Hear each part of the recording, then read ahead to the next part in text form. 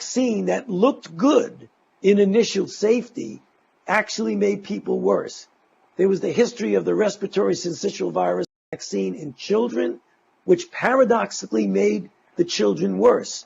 One of the HIV vaccines that we tested several years ago actually made individuals more likely to get infected. If this were, 10, 15, 20 years ago, and it was for any vaccine that we wanted to make, you would say a vaccine from the time you start to the time it's approved to be safe and effective is several years, 5, 6, 7 years. That's unacceptable for now.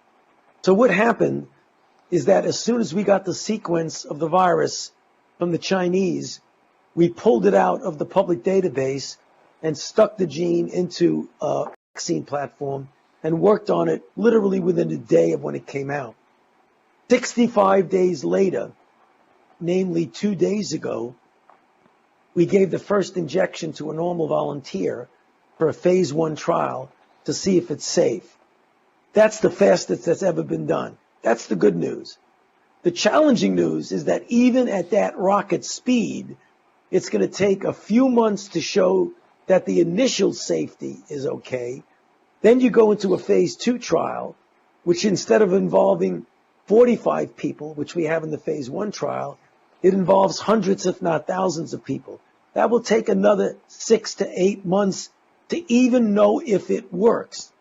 So at the fastest we can go, it's going to take a year to a year and a half to know if we have a vaccine that we can use. There's another element to safety, and that is if you vaccinate someone and they make an antibody response and then they get exposed and infected, does the response that you induce actually enhance the infection and make it worse?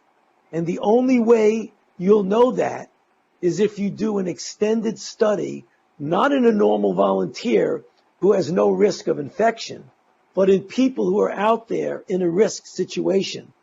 This would not be the first time, if it happened, that a vaccine that looked good in initial safety actually made people worse. There was the history of the respiratory syncytial virus vaccine in children, which paradoxically made the children worse. One of the HIV vaccines that we tested several years ago actually made individuals more likely to get infected.